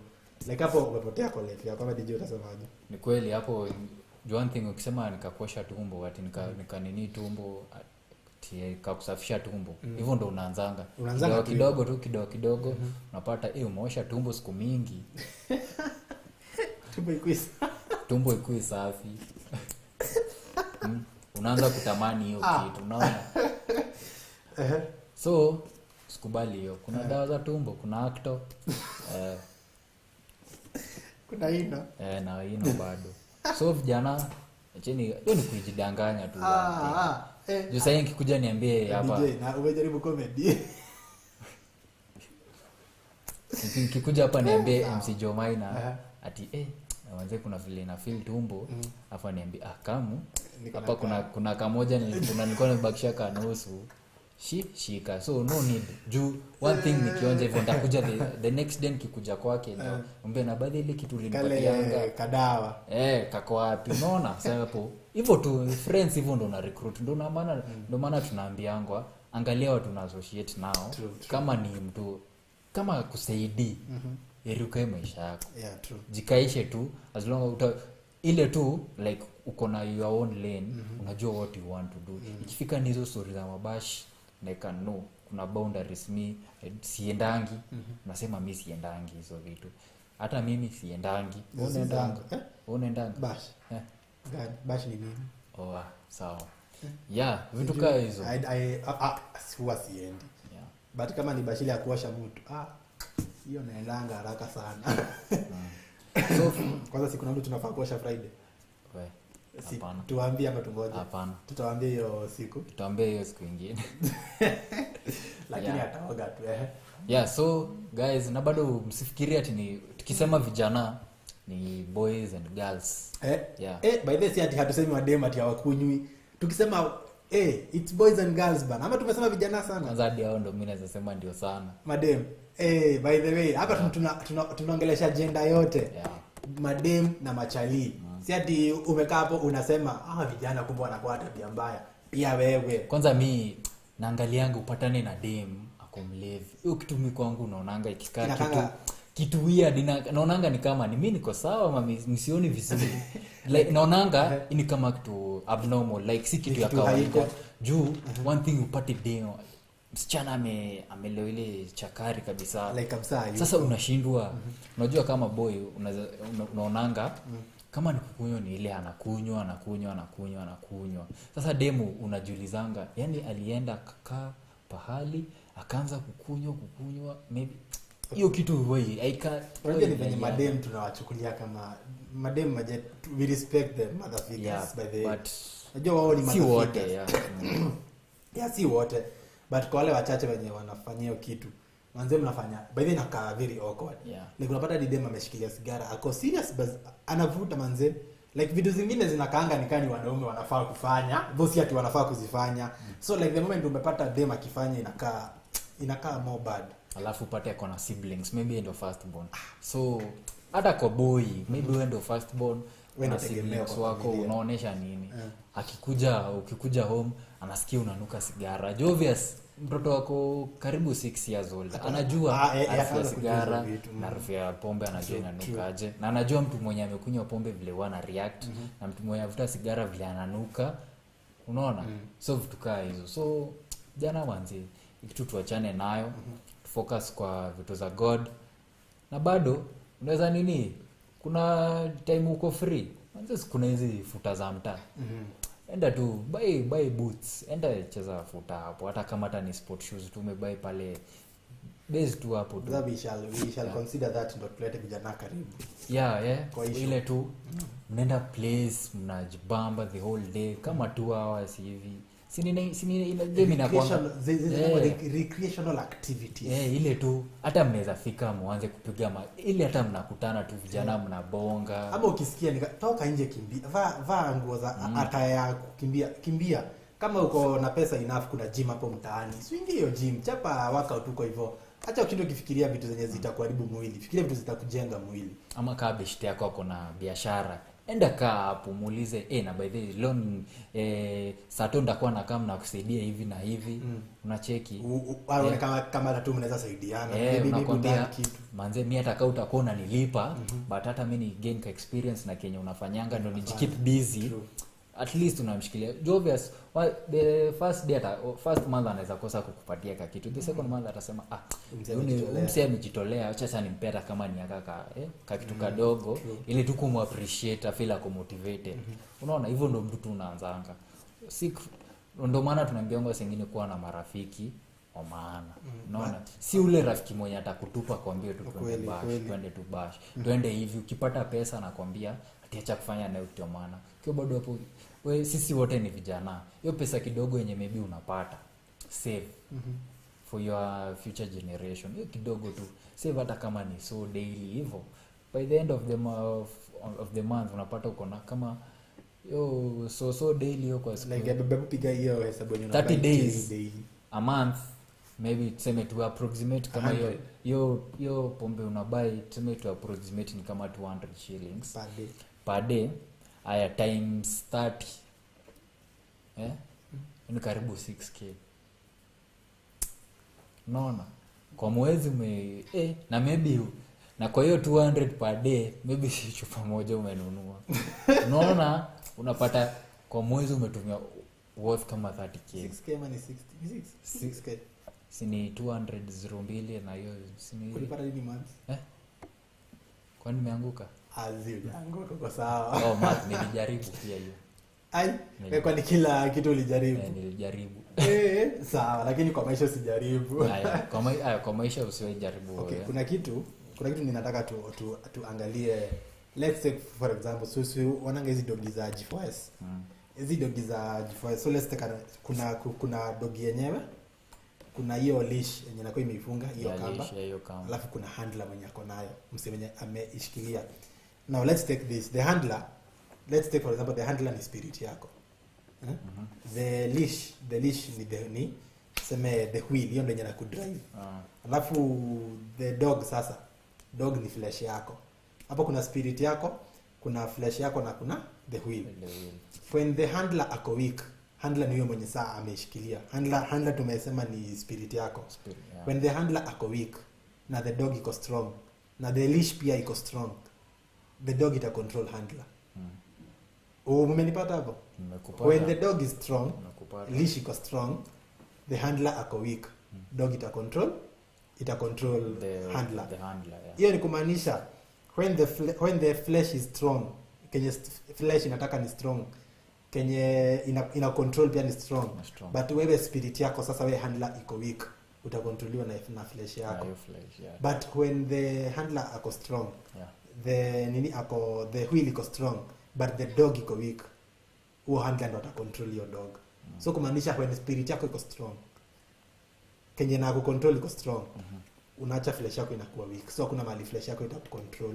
When utakuwa the controller, when ndo utakuwa una control anything that happen kwa life yako. And how will you control those things? Ni kujieka kwa God.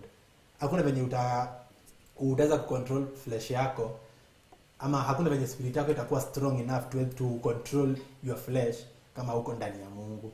Like unafaa kuomba God anakupatia hiyo nguvu, anakupatia hiyo courage, like anakupatia hiyo uwezo. Like at least hata ukiwa hapo hivyo mahali umetulia unasema, "Maybe I was to make a bad decision some days back, but spirit yangu ili ni guide nikafanya the right thing." Huo ni God anakuanga ametake over life yako. Na the moment umeomba, the moment umejieka mbele ya God ukamwambia, "Nataka life yangu ikuwe hivi na hivi. Na nataka nikitokea mahali watu wakiniona wanasema ule ni ule msee anafanyanga hivi na hivi. Nisikuwe najulikana mahali kwa mabaya.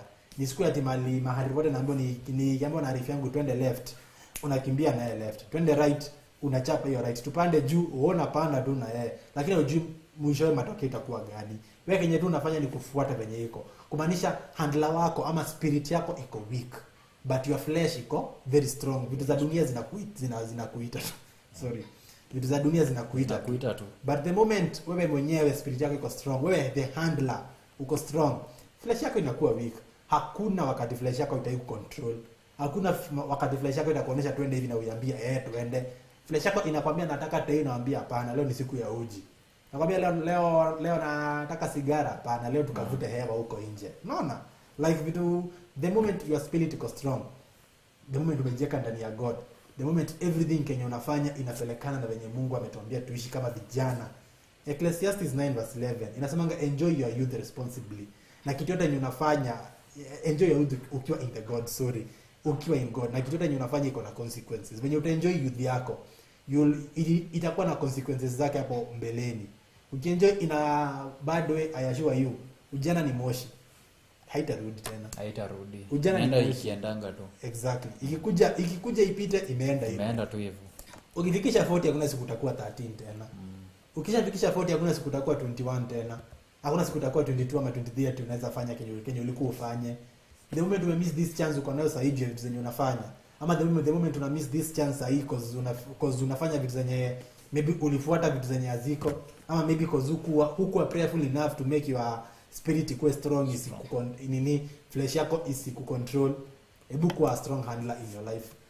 Don't be that weak handler mwenye anakontroliwa na dogi na hiyo kamba. Be that strong handler mwenye anakontrol dogi kutumia hiyo leash. DJ. Yeah. Yeah, kweli hata mimi nishailearn kitu kama hiyo ya sikubali flesh ikuongoze. True. Kubali spirit ndio inakuongoza. Yeah, the moment umekubali flesh yes. Na leo kwa nini nimekula maini? Hapana. Ulimi yako inateleza. yeah, the moment unakubali flesh ikuongoze unajipata ndo kwa majaribu mingi. Yeah, true. Obvious one thing the moment someone anakunywa pombe inaletanga vitu mingi sana. Juu kama maybe you are not working na unakunywa pombe ama unatumia vitu unapata one thing unajipata wewe ni unaanza kuiba, unaanza vitu tu mbaya hizo tunazijua zenye ziuka hata ikutaja because you know them. Hata ukiwa hivyo umekaa unajua unaziona zina happen in this world yenye tuko. Like hakuna kitu mimi yenye huwa inanistua kama kuona mse maybe tulikuwa tunasoma na yeye ama mse mwenye maybe tulikuwa class moja na yeye mwenye maybe hata ulikuwa unaona ako more ambitious kukuliko, like ulikuwa unasema huyu mse by the way venye namuona huyu ndampata kwa mahali pengine venye mimi siwezi fika. Sasa hakuna kitu unistua kama kupatana na yeye maybe uko zile za like hadi unafili kumuuliza bro kuliendaje manze, like what happened, ni nini nilifanyika tukiwa chuo, ulikuwa fiti, sio ulikuwa unachapa poa, vitu fulani ulikuwa unafanya fiti, what happened hapa hivi. Like on the moment ukipatana mse kama huyo mpaka unajulizanga unafili kuuliza God ni wapi tulikosea ama ni wapi yeye mwenyewe alikosea, ni nini alifanya hadi sababu kukaa hivi. Sorry, but the moment utatoka tu kwa goodness ya God ama the moment tu utaacha spirit yako ikuwe weak, hapo ndo I think kila kitu huanza kuisha. Hapo ndo hata unaanza ku make decisions kama hizo, like unapata mpaka pia pressure tu kidogo inakuingiza penye haufai kuenda. So let's pray for a strong spirit in the Lord. Let's pray for something yenye ita strengthen spirit yetu. Ndo hata DJ akikuja leo maybe siko baya, God forbid aingiwe na kashetani aniambie mjango twende tuonje kitu, twende tukoshe tumbo, twende tuoshe tumbo, spirit yangu ikuwe strong enough kusema hizi bude kitu hapana, na pia nikuwe able enough pia kumwambia wewe yako kashetani kambe kuondoka tunakakemea kaondoke. So unaona kitu nini kama hiyo, like wacha tuombe tukue na hiyo tukue strong in spirit na tuweze ku make decisions zenye zitatusaidia in life. Over to you DJ. Kitu tulikuwa nataka kuambia before tufunge hii segment ya kuwapatia advice. Hapana. Hakuna kitu nataka kuambia? Maybe tu mkate hiyo story tu ya tei. Tuache tu kabisa.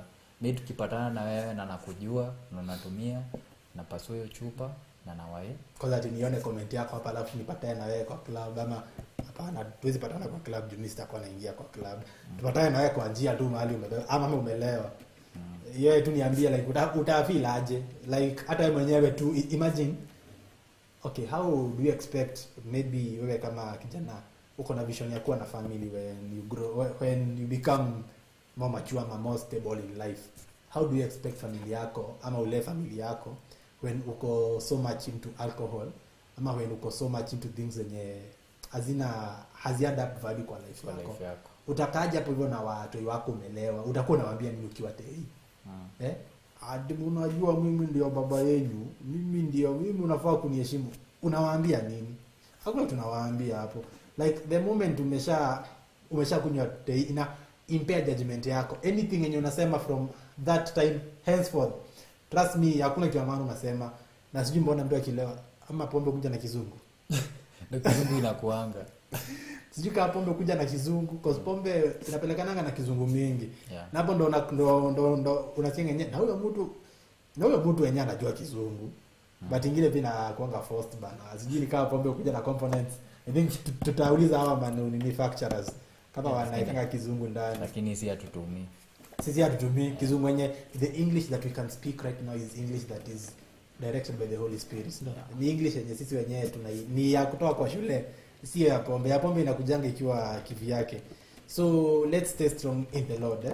Na wacha to try kabisa tuombe tu God aweze kutupatia spirit yenye iko more strong ndio tuweze kuepukana na hizi vitu zote in life. So hapo ndo tunafikisha segment ya siku ya leo ya talk ya kuongea na wewe ama youth talk yenyewe tulikuwa na siku ya leo. Hapo ndo tumefikisha. I hope you learn something one or two. Wenye tuliwaambia we are not perfect. We are just trying to help you penye si wenyewe tunaweza. Wenye si tumesaidiwa. We have our spiritual fathers, we have our biological mothers and fathers too. So penye wametusaidia hata sisi tunajaribu kuleta the nini kwako, the knowledge yenye tuko nayo kwako. So wacha tuchukue break kidogo, tusikize wimbo 2-3 then turudi tukiwa na what's trending na tukipitia pia your comments tuone wenye tulikuwa nao siku ya leo. Kumbuka tuko live pande ya Facebook Theophilus TV /Church, pia tuko live pande ya YouTube at Theophilus TV. Tell a friend, umwambia kuja aone kitu. Manze tusupportiane vijana tuweze kugrow sisi wote, ama ni aje? Kabisa. Haya, sawa sawa. Acha tuende break, we'll be right back.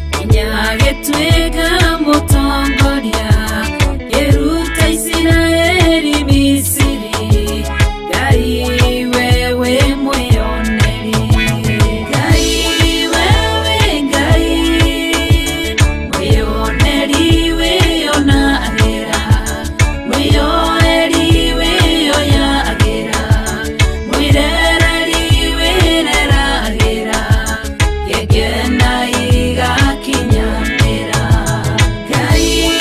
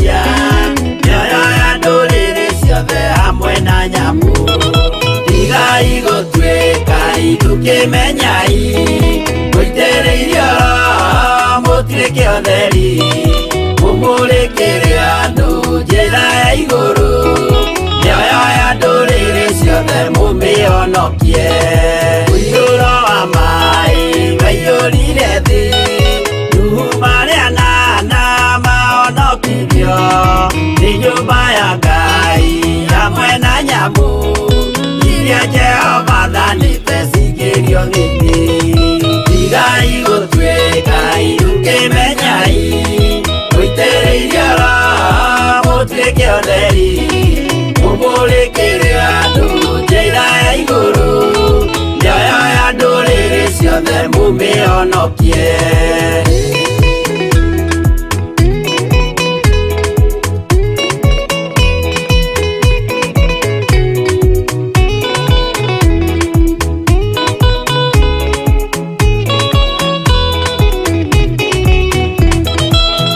Igana rimwe na ningĩ mĩaka 70 na mĩaka 5 irathimo ciothe na ũthingu mũingĩ na ũtheru ciatũire ngoro ya Iburahĩmu Tigai gũtuĩka Kemenyai Mũitĩrĩirie Roho mũtuĩke ũtheri Mũmũrĩkĩre andũ njĩra ya igũrũ ndũrĩrĩ ciothe mũmĩonokie Ũira mũtheru Musa onirio wa gũtũma tũre na ũmĩrĩru Jehova mwĩrire taruta iratũ.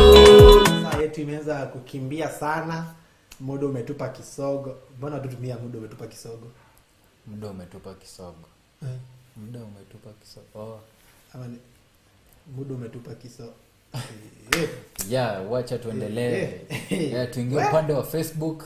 Ngoja tujamalizana na muda umetupa kisogo. Si muda umetupa kisogo. Aje nimeharakisha. Sasa kisogo ndakuharakisha na kujia na hiyo tutaangalia next time. Producer tuanze upande wa juu. Tunaenda upande wa Facebook. Naona Catherine Mwangi anasema watching. Thank you very much. Ni Monderito anasema ko tuned in. Amekuchekelea. Ni Monderito nasema ni nini anachekelea? Kwani amevaa nini? Amevaa nini? Sijui hapo. George Kinada. Awesome DJ KEVVIS na Joe MC. Huyu ni ile George mwenye anakuwa kwa ile show ya DNA. Anakuwa hapo akipiga worship poa sana. Moto sana. Anasema show iko top. Asante. Lucy Nderito. God bless you and hide you where the devil can't. Producer. Kidogo tu tumalize kusema. Producer unatuharakisha, unatufukuza. Ni nini? Kwani tuko na deni yako na utuambii? Anatufukuza. Lucy Nderito anasema God bless you and hide you where devil can't can't do you harm. Joe and Kevin. Asante sana mama. Yeah. So tunaona hapa tukiangalia wale wenye tumekuwa na wao wote, tunaanza na George wa Canada. Na George wa Canada ni kumaanisha anapiganga hiyo kitu. Yeah. Ni piano. Piano, Canada ni piano. Rebecca Njeri, asante sana. Helen Johnson, asante sana. Baby Twinkle. Hii ni baby ama ni baby? Ni baby. Baby Twinkle, asante sana. Rachel Wakuria, wa Reverend wa mama, asante sana. Lucy Nderitu pia tumekuona. Gladys Werimo, asante sana. Kamau Joyce, asante sana. Na Rahi Mwash. Ni Mwash ama Mwas? Ameandika Rahi Mwash. I think anaitwa Mwasha. Sawa, kuna jina inaanza na Mwash. I think tu ni nyingine different. But anyway, asanteni sana wote wenye tumeweza kushirikiana na nyinyi, nyote wenye mmeweza kutuma comments zenu, na pia nyinyi wote wenye mmeweza kuwa na sisi tangu tuanze show hadi sasa wakati tunamalizia. Tunawashukuru sana. Before tumalizie segment ya what's trending, kitu moja leo, vitu mbili zina trend. Ya kwanza ni nini? Watu waache pombe. Hiyo ni kitu ya kwanza ina trend. Watu waache pombe. Waacha pombe. Kitu ya pili kutrend, Mungu ndo suluhisho manze. Hakuna kitu kingine. Na tuweke Mungu mbele kila wakati. Hizo ndo zina trend kwa Dohio share with this segment what's trending, tukipitia comments zenu. Tumeshukuru sana. Kumbuka kutufollow kwa pages zetu zote at Facebook, hapo tuko Theophilus TV /church. Ukumbuke kutufollow pande ya YouTube pia Theophilus TV, na pia ukumbuke pia Bishop John Gethire na Reverend Rachel Wakuria pande ya YouTube, na pia pande ya Facebook Mahoya na Bishop John Gethire. Pia uweze kuenda hapo uweze kupata your spiritual nourishment. Wanakuanga live Mahoya ruci-ini from 5 to 7 am Monday to Friday. Kigogona Kiao Thiguna Otheru from 7 to 10 Monday to Friday. Alafu Monday to Friday jioni 8 to 10 pm tutapata pia na Bishop John Gethire Mahoya hwa-ini. Alafu usiwape schedule ya Saturday. Saturday from 7 mpaka 9 naingia dhikarishia Jehova na Pastor Dan from Theophilus Church Nakuru. Alafu after hapo tunaingia from 11 from 10 to 12 narudi na Ani J Shanashito. Alafu from 2 to 4 Dohio share with the one and only DJ KEVVIS. MAINA. Na bado msisahau on Monday to Friday ilikuwa ni same hiyo. Tulikuwa tumesahau from 10 from 10 mpaka 12 DNDku Siago Dadaya guy. Na Pastor Betty. From 12 and then from 2 to 4. From 2 to 4 naingia Yetu baina kia Jehova na Grace Masharia. Alafu pia hapo from 4 to 6 tuko na Ani J Mwihoko Motorera-ini. Ama ni Mwihoko Motorera-ini tukiwa na Ani J. Hiyo ni weekdays.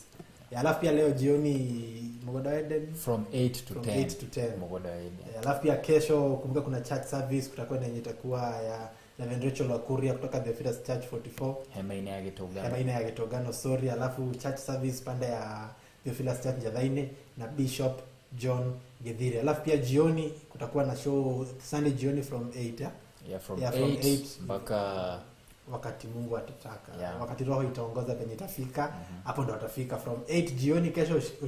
Ushirikiane na Bishop John Gethire pamoja na Reverend Rachel Wakuria. And with that being said, till next Saturday, I've been your host MC Joe Maina, kijana tall, dark and inspiring. I hope nimekuinspire siku ya leo.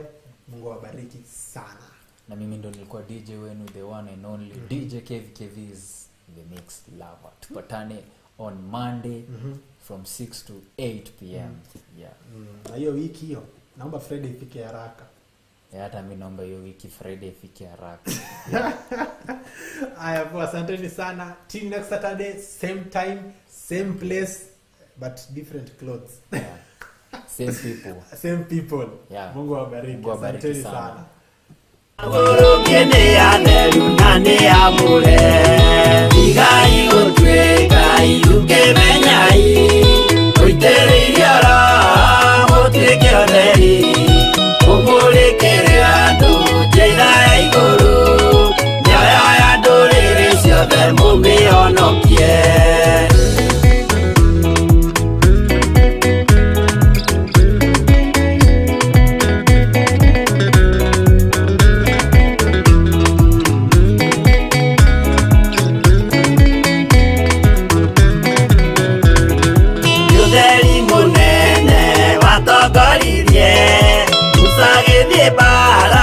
kwa Firauni Jehova mwirire rekia ruthanju ndũgĩtuĩka nyamũ ya thĩ ya kũgegania igai gũtuĩka irukĩmenyai ũitĩrĩirie oro mũtuĩke ũtheri mũmũrĩkĩre andũ njĩra ya igũrũ mĩoyo ya ndũrĩrĩ ciothe mũmĩhonokie igai gũtuĩka irukĩmenyai ũitĩrĩirie oro mũtuĩke ũtheri mũmũrĩkĩre andũ njĩra ya igũrũ mĩoyo ya ndũrĩrĩ ciothe mũmĩhonokie